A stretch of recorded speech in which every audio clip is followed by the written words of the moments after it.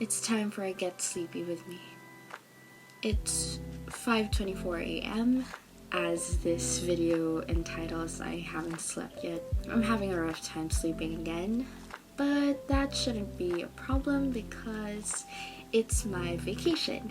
I know I shouldn't be having vacations because for now I have this responsibility to go to work because I'm in this age right now to have one. But since I've been focusing the mental health aspect of my life and trying to dip my toes into the corporate world as slowly as I can, not because I don't want to, but because I know in myself that I can't handle that much pressure. If you can observe, I have grown thicker. I grew denser, I guess you could say that. And it's the side effects of the medication I'm taking. And that just implies that I've been diagnosed. So yeah, it's official. There's no really shame in that. But to tell you guys, to share to you guys the journey, it was really hard for me to talk to my parents about it because I have to justify to them that I'm not okay, and I have to validate myself, give points in my life where I found that I may be dealing with something. And obviously they were in denial because my friends and I talked about this, and they told me that they must have seen that it may have been their fault, so that may be the reason why they were in denial. And there's no really point in arguing about that denial thing because it's completely understandable. But the point is, sooner or later, we came into terms that I needed to get checked in order to progress in my everyday life. That what I'm dealing is something that hinders my everyday aspects, my life in every aspects, I mean. So that's basically what you know, the signs that may point you to the direction that you need help. So right now, I honestly have to tell you guys that I am having a rough time. It's the aspect wherein I have to be okay, that now that I know that I'm dealing with something, there's this responsibility that carries with it. I have to do something about it, and part of what I'm dealing with is being disabled.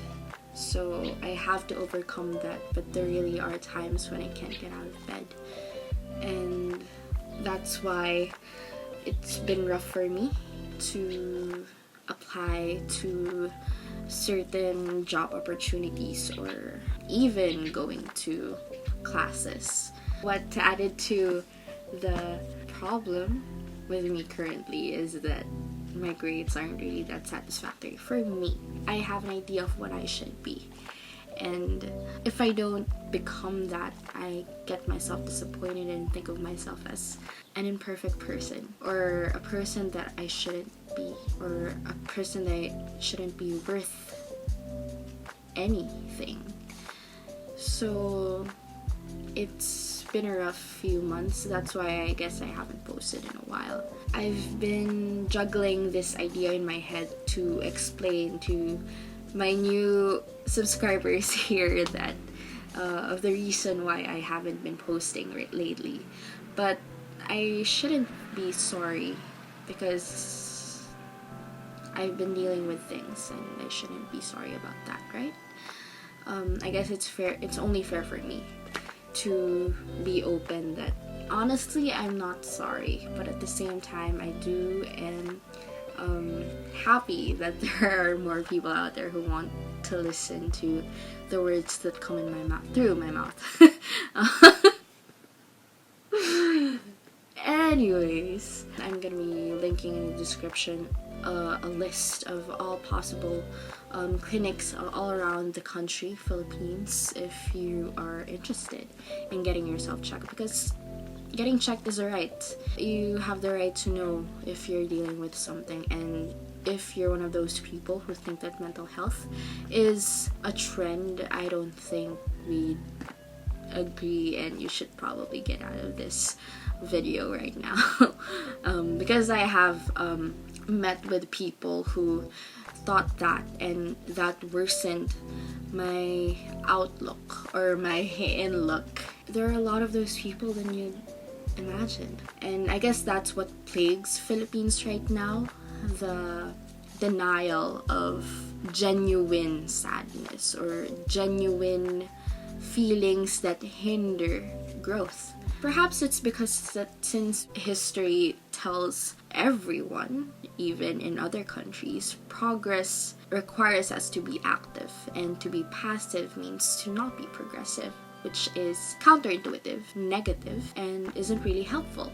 So society demands us to be active, but at the same time they indulge us with these pictures, advertisements all over that we are incomplete. So yeah, I'm being critical here right now. It's only because that I've been fond with critical theory in my classes in graduate school. Oh yeah, right. Another news, guys. I've passed. I'm in graduate school right now. It's been difficult because the grades I have, but of course I have to lower my expectations with myself. I mean, I just returned in the program that I was estranged from for a year because of law school. Speaking of law school, I saw this comment in one of my videos about what my take is in law school philosophically, and I didn't reply to that because I don't know exactly how to answer it. How do you react to that question philosophically, you know? But I guess I have to offer the person an answer with this.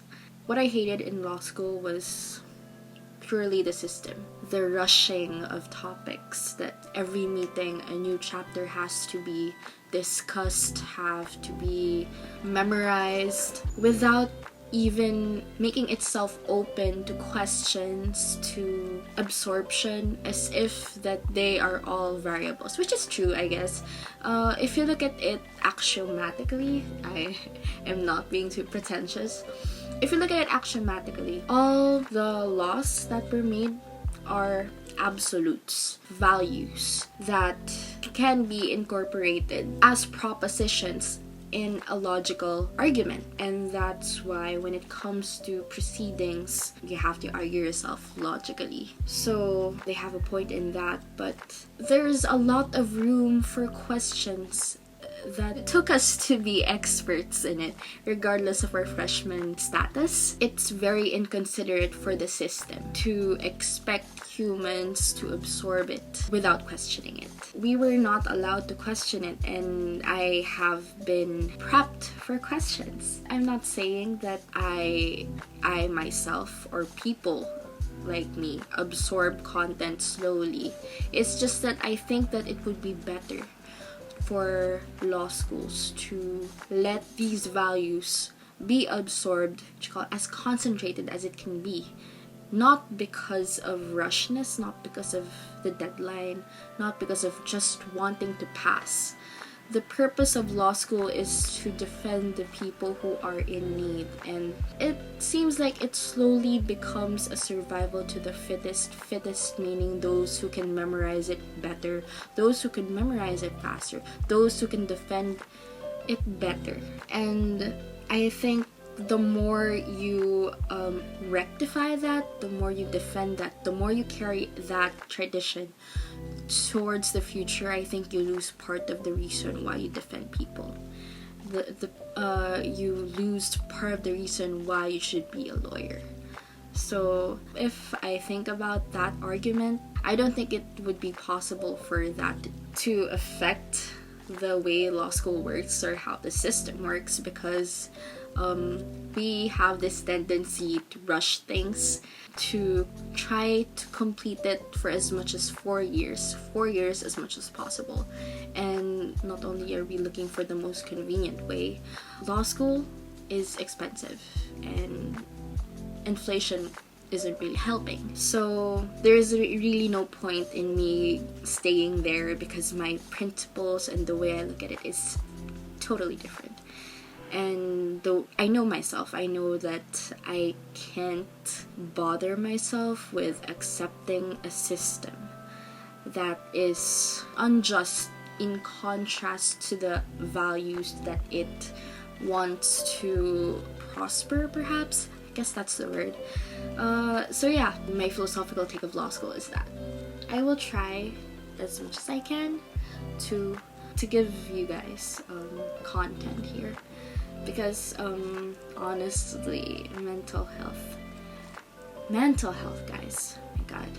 Actually, there was this one moment where I thought of how vulnerable I made myself seem here in YouTube because of how honest I was. But that's just how I am, really. If you were to ask the people who I'm friends with, they know I'm an honest person.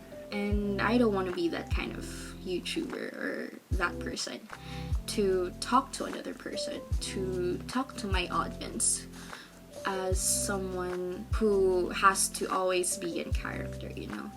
So I guess that's it for now. Thank you guys for watching, and I'll see you next time.